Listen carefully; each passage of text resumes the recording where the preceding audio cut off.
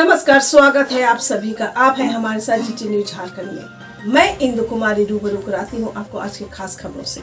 जमशेदपुर बिष्टुपुर स्थित women's college में cyber crime को लेकर कार्यशाला आयोजित की गई। अवसर पर मुख्य अतिथि के रूप में डीआईजी राजीव रंजन सिंह उपस्थित थे। राजीव रंजन सिंह ने साइबर क्राइम के 3 पहल को दर्शाया। पहला, किसी व्यक्ति से रुपए ठगना। दूसरा, महिलाओं को झांसा देकर प्रेम प्रसंग में फंसना। तो तीसरा, किसी व्यक्ति की फर्जी आईडी बनाकर गैर कानूनी काम करना तथा व्यक्ति को फंसाना।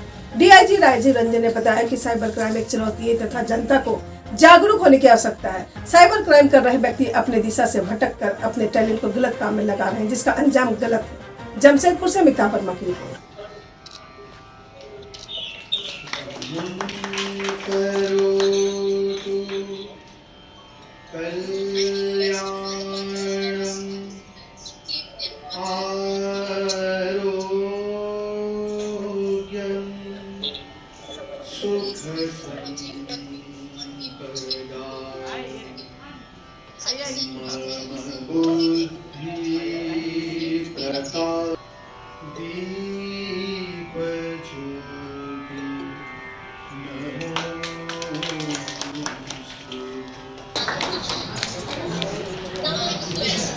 रोहित रोहित तुम सर के पास आओ। काट अंधुर के बंधन स्तर आश भर या मैसेज में जो पैसे कटते हैं वो 100 रुपया, 10 रुपया, 50 रुपया इस तरह से मैसेज करते हैं। मैसेज के थ्रू जो करते हैं पैसे, उस पैसे का हम 50 रुपया छोड़ देते हैं। लेकिन अगर इसी तरह से 50 और 100 रुपया आप 1000 2000 का काटते हैं तो कितना पैसा हो जाता है साइबर क्रिमिनल के पास। ये एक बात। तो इस तरह का भी जो साइबर क्रिमिनल कर रहे हैं, ये छोटे छोटे पैसे से बहुत अधिक पैसे। फिर से आपका बहुत बहुत धन्यवाद और आपका स्वागत है।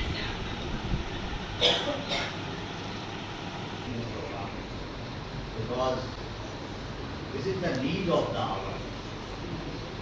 Everybody should aware regarding the cyber crime and type of cyber crime.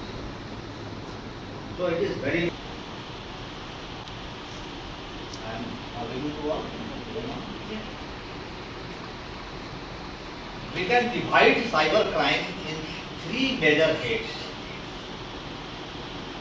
At first, the first cyber crime or cyber fraud is with the aim to extort money. The पहला cyber crime को हम लोग एक head में रख सकते हैं कि क्रिमिनल्स का बस एक ही उद्देश्य है कि आपसे पैसा कैसे उठाना है। अब पैसा ठगने के बहुत सारे मीन्स हैं, उस पर हम लोग बात करेंगे। तो पहला उद्देश्य ये है।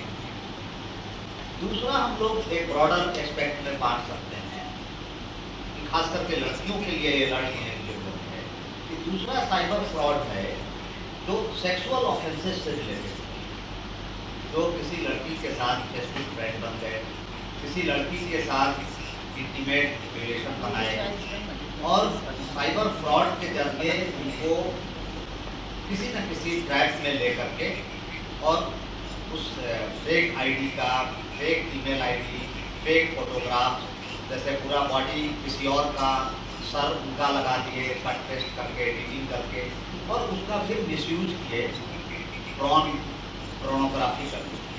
तो ये एक है जो कि स्पेशली वुमेन्स और लड़कियों के साथ हो रहा है। ऐसे मामले भी बहुत आ रहे हैं। पेरेंट्स आते हैं कि मेरी बेटी का वो फ्रेंड था, अब उसका फेसबुक से फोटो लेकर के और मिसयूज कर रहा है। तो उस पर फिर हम लोग बात करेंगे वो मिसयूज कैसे हो सकता है, इस पर हम लोग डिटेल में बात का मेजर हेड्स है वो है थ्रेटनिंग के लिए, थ्रेट करना, इंटिमिडेट करना। जैसे आप उसको समझ सकते हैं कि किसी ने झारखंड के मुख्यमंत्री को थ्रेट कर दिया, किसी ने भारत देश के प्रधानमंत्री को थ्रेट कर दिया मेल भेजने वाले अपने आप को किसी बड़े टेररिस्ट ग्रुप के अटैक बताए। तो इसका उद्देश्य है टेरर फैलाना। इसका उद्देश्य है मेल भेज करके, हो सकता है मेल भेजने वाला आदमी विदेश में कहीं बैठा हुआ हो, कहीं नेबरिंग कंट्री में बैठा हुआ हो, वहाँ से मेल भेज करके वो फ्रॉड कर रहा है।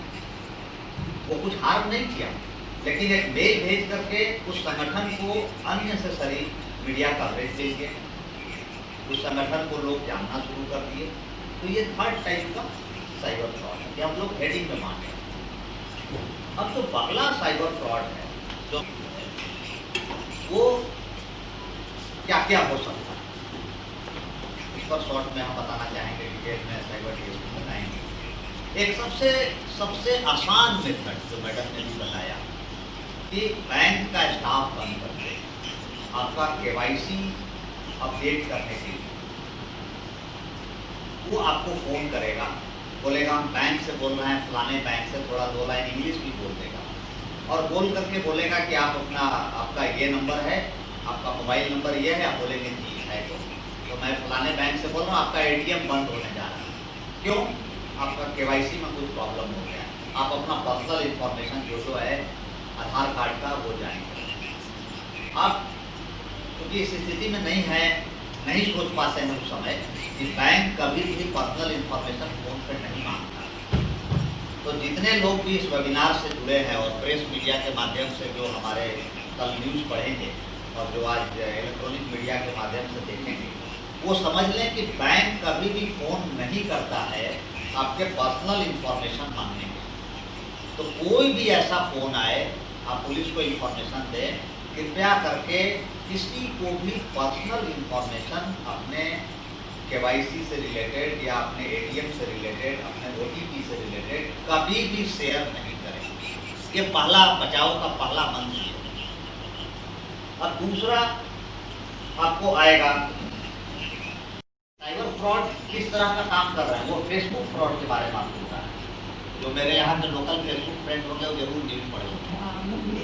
तो उसने क्या किया कि मेरा फेसबुक में जो ID है किसी को भी कर सकता है, वो देखता है कि इनके कितने फेसबुक फ्रेंड हैं, डेली कितने लाइक आ रहे हैं, वो देखते रहता है। तो देख रहा है कि जो इम्पोर्टेंट पर्सनैलिटीज हैं, जिनको लोग जानने वाले हैं, उनका वो स्क्रीनशॉट ले लिया, फोटोग्राफ स्क्रीनशॉट ले करके मेरे ही नाम का, मेरे फोटो का फेक फेसबुक ID बना। किसी के साथ भी हो सकता है, बहुत सिंपल है ये। मेरा फोटो का स्क्रीनशॉट लेना और एक मेल ID बना देना, कौन बड़ा बात है। ये कोई भी 5th 6th का स्टूडेंट बना देती है, जो भी कंप्यूटर का थोड़ा जानकारी रखता है। अब बना करके उसने पहले फ्रेंड रिक्वेस्ट भेजा कुछ लोगों को, देखा कि DI साहब भेज रहे हैं तो सब लोग फ्रेंड रिक्वेस्ट भेजते। जैसे ही हमारे संज्ञान में आया, हमने मैसेज डालना शुरू किया कि ये फेक है, ये आपसे अब पैसा मांगेगा। तब तक वो पैसा नहीं मांगा था। ठीक 12 बजे रात के बाद जब देखा कि अब तो ये जो आदमी है सो ही गया होगा, मैंने मेरे बारे में सोचा, तो उसके बाद उसने अपना पूरा पास शुरू किया। उसने कुछ जानने वालों को मेल भेजा कि मैं दिल्ली में हूँ, मेरा एक्सीडेंट हो गया है, मुझे अर्जेंट अपोलो में मैं भर्ती हो रहा हूँ और मुझे पैसे की जरूरत है। कितना अमाउंट मांग रहा था, बहुत छोटा, 20,000, ताकि कोई भी तुरंत दे देगा। तो मेरा पर्स भी कहीं हो गया, कुछ भी नहीं है, तो जो नेट बैंकिंग जानते होंगे वो भी जरूर है। तो इस तरह से मान लीजिए 50 आदमी को भेजा, अगर उसमें 20 आदमी भी भेज दीजिए तो 4 लाख रुपया कमा दिया। तो क्योंकि मैं तो अपना इतना प्रिकॉशन लेकर के इतना मैसेज भेज दिया था कि सब लोग को पता चल गया था कि ये फेक ID है। लेकिन हम हाल के दिनों में पेपर में पढ़े हैं, कई लोगों को, कई सेलिब्रिटीज का ऐसा किया है। तो आपको ये हमेशा सोचना है कि अगर कोई जिस तरह का फेसबुक पे कोई पैसा डिमांड कर रहा है, तो पहले हम फोन कर लें जिनके बारे में वो लिख रहा है कि उनका एक्सीडेंट हो गया है, उनको फ़ोन करके आइडिया ले लें। ऐसे किसी तरह का कोई ट्रांजेक्शन ऐसा हम नहीं डालें। तो लोगों के मेल ID पे आते रहता है। अब फेक ईमेल की बाढ़ आ गया। अब वो जो मेल आ रहे हैं, वो मेल में सपोज कीजिए कोई नौकरी का झांसा दे रहा है, कोई मेल आ रहा है, आपको कह रहा है कि आपको 1 करोड़ की लॉटरी लगेगी। ये बड़ा इंपॉर्टेंट है विद्यार्थियों के लिए कि वो मेल में आपको बोल रहा है कि आपको 1 करोड़ रुपए की लॉटरी लग गई। आप जीवन में कभी लॉटरी नहीं लगाए तो कैसे 1 करोड़ का लॉटरी लग जाएगा? सोचने की बात है। कि आपने कभी लॉटरी लगाया ही नहीं और कोई आपको मेल के कह रहा है कि या फोन आ रहा है कि आपको 1 करोड़ की लॉटरी लग गई, तो मतलब आपको तुरंत समझना है कि ये फेक है, वो पैसे के एक्सटॉर्शन पे कर रहा है। क्योंकि आप जैसे ही उसके ट्रैक में फंसिएगा, बोलेगा हाँ 1 करोड़ रुपए की या 10 करोड़ की लॉटरी लगी है, लेकिन इस लॉटरी का पैसा लेने के लिए इतना रुपया ऐसे का, अब वहीं से एक्सटॉर्शन शुरू हो जाता है। 1 बार डाले, 2 बार डाले, 1 करोड़ के लालच में पता चला 5 बार डाले, आपका एक्सटॉर्शन शुरू हो।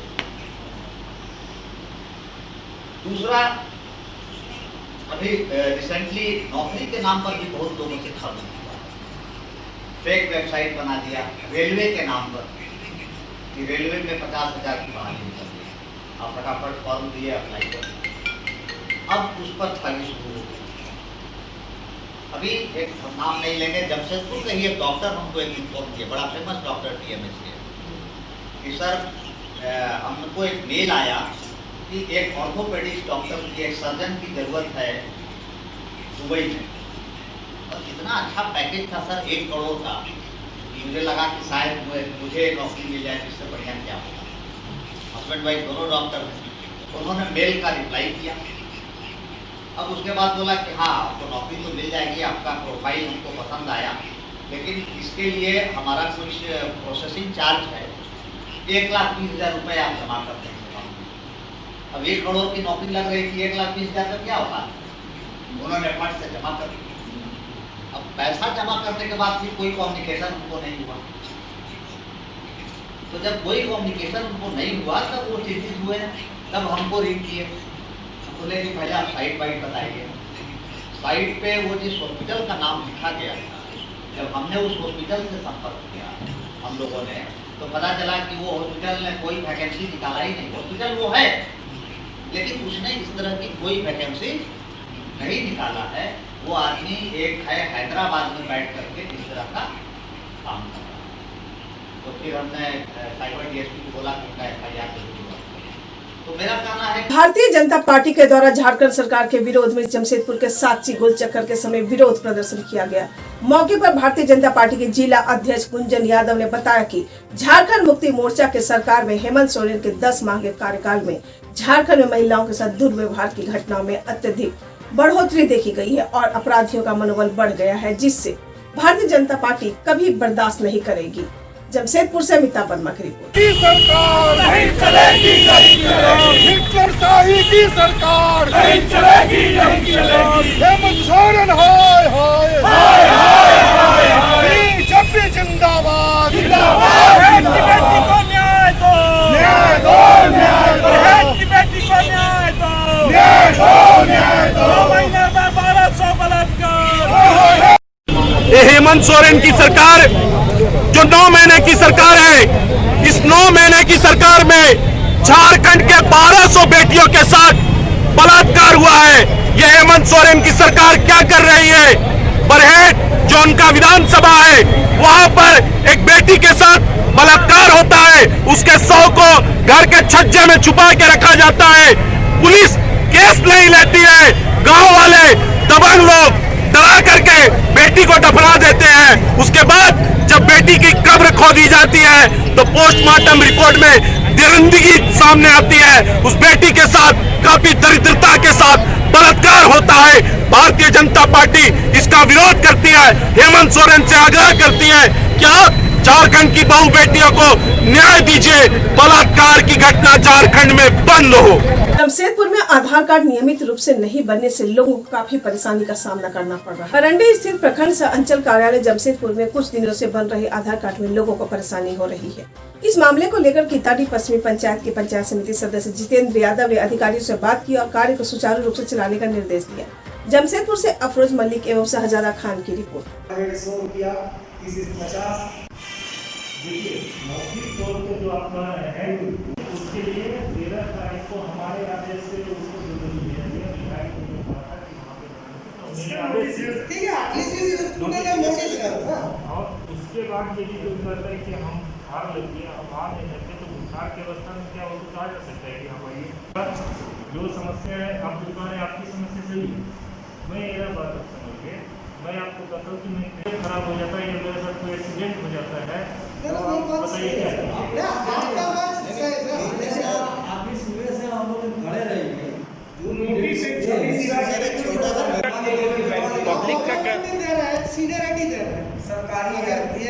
सर ये पब्लिक का कहना है कि वहाँ पे 13 तारीख के सिर्फ नोटिस दिया गया, 14, 15, आज 15 तारीख है, अब इस पर कुछ भी नोटिस नहीं लगा।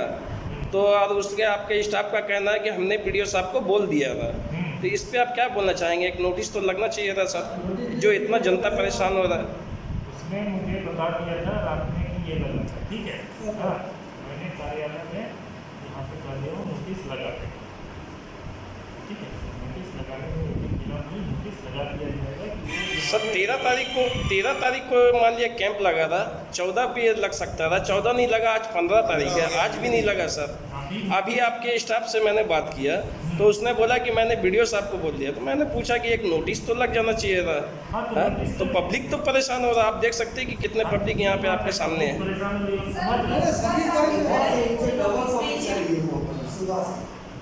ये बात आपकी सही है।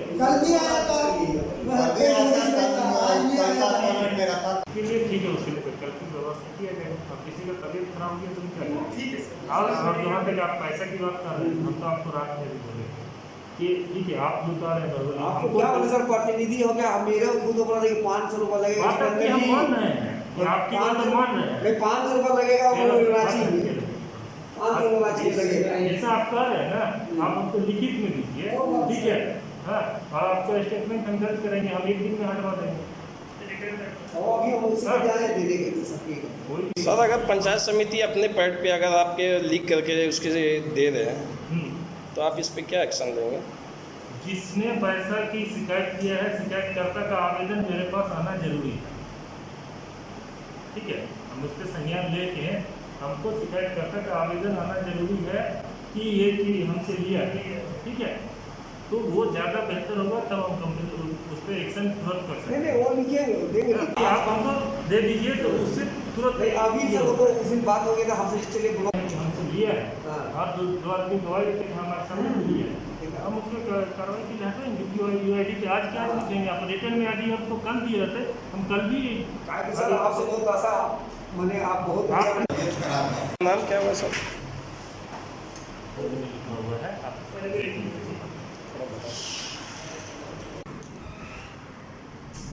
सर ये जो आज अभी आप लोग जो है ये कार्यालय पे आए हुए, प्रखंड कार्यालय पे, अब वीडियो साहब से आप इतनी सारी बात हुई, किस मैटर पे बात हुई? मैं तो सबसे पहले ये बोलना चाह रहा हूँ कि मैं पंचायत समिति सदस्य हूँ जितेंद्र यादव, पश्चिम किताड़ी का, ये हम लोग का प्रखंड है। अभी हम लोग गए थे आधार कार्ड के में देखने के लिए कि क्या वहाँ पर आधार कार्ड बन रहा है कि नहीं बन रहा है। तब तक देखे कि वहाँ पूरा भीड़ लगा हुआ था और आधार कार्ड ऑफिस बंद है।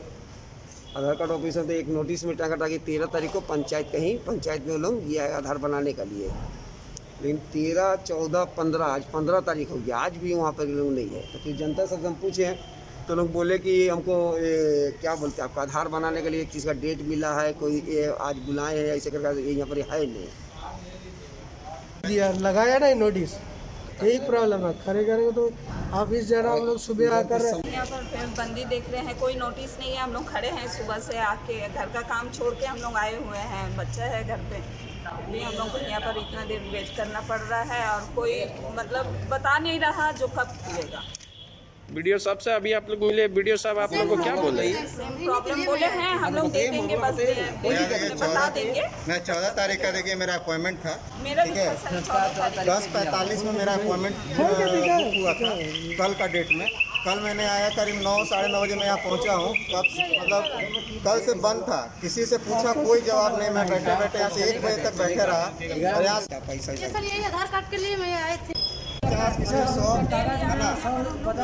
किया जा रहा है। मामला मेरे पास भी आया है। अमित पांडे जो है किसी 50 की जगह 100 ले रहे हैं और एक आदमी का नाम को अपना उसका हस्बैंड का नाम चढ़ाने के लिए उसको बोला था 500 रुपये देंगे। ये भी मामला है जो वीडियो साहब से हम लोग शिकायत किए हैं, वो बोले लिखित देने के लिए, अभी हम लोग उसको लिखित भी दे रहे हैं। आपका नाम क्या हुआ सर? मेरा जितेंद्र यादव नाम है, पंचायत समिति। आज जमशेदपुर नारायण ITI में भारत रत्न डॉक्टर APJ अब्दुल कलाम की जयंती मनाई गई। अवसर पर संस्था के चेयरमैन प्रोफेसर जटाशंकर पांडे ने कहा कि डॉक्टर एपीजे अब्दुल कलाम को विद्यार्थियों से असीम प्रेम था और खास करके गरीब बच्चों के ऊपर विशेष सहानुभूति थी। डॉक्टर कलाम बहुमुखी प्रतिभा के धनी थे और देशभक्ति उनमें कूट कूट कर भरी हुई थी। यही कारण था कि उनके चरित्र पर कभी भी कोई दाग नहीं है और विवादों से परे व्यक्ति थे। इस अवसर पर हम उन्हें भावभीनी श्रद्धांजलि अर्पित करते हैं और उम्मीद करते हैं कि देश के सभी छात्र उनसे प्रेरणा लेंगे और देश को हर क्षेत्र में अग्रिम पंक्ति में लाने का अपना योगदान देंगे। अवसर पर संस्थान के चेयरमैन प्रोफेसर जटाशंकर पांडे, शक्तिराम महतो, अमित कुमार, निखिल कुमार, पवन कुमार महतो, अजय मंडल, जागरी महतो आदि उपस्थित। लोगों के चांडिल में भारत रत्न पूर्व राष्ट्रपति डॉक्टर एपीजे अब्दुल कलाम की जयंती मनाई गई। इस अवसर पर हमारे संस्थान का सभी कर्मचारीगण उपस्थित थे, कई छात्र उपस्थित थे।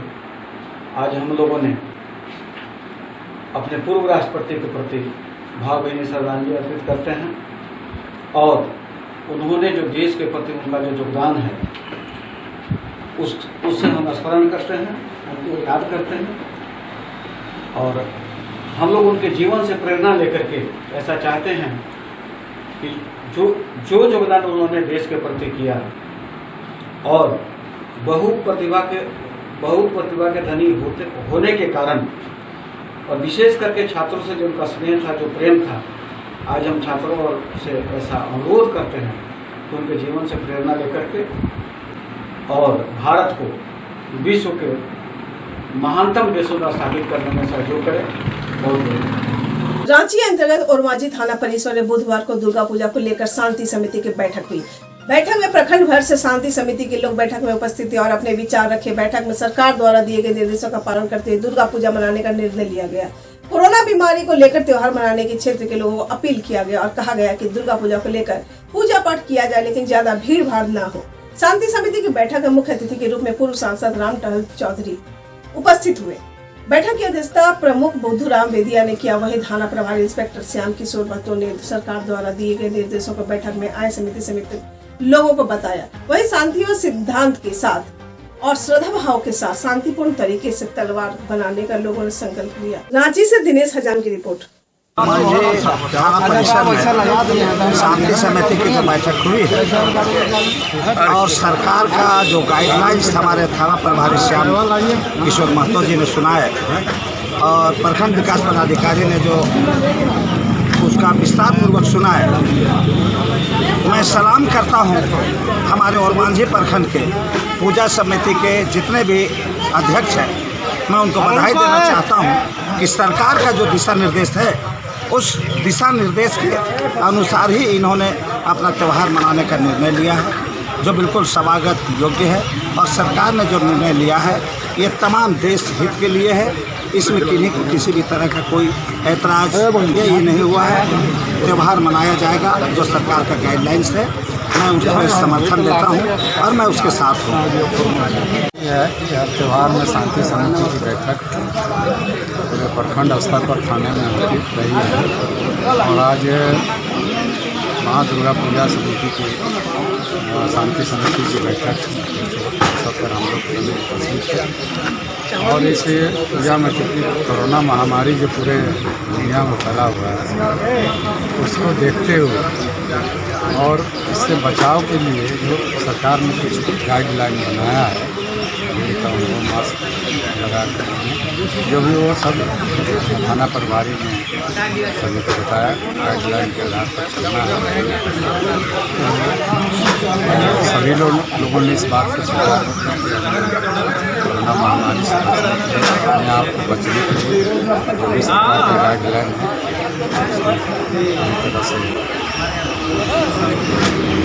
समर्थन करते हैं। उसी के आधार पर हम लोग पूजा करते हैं। भीड़ नहीं होगा, ज़्यादा साइन पर जो भी बताया गया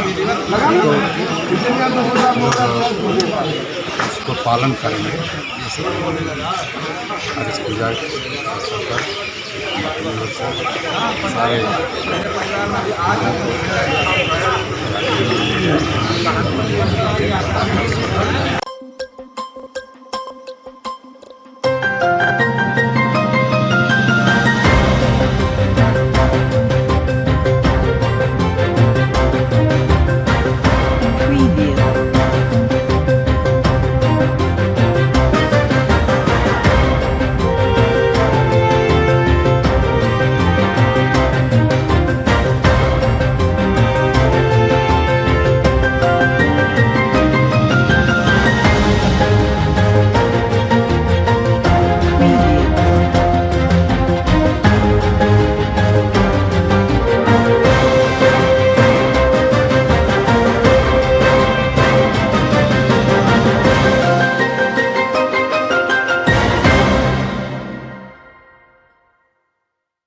है।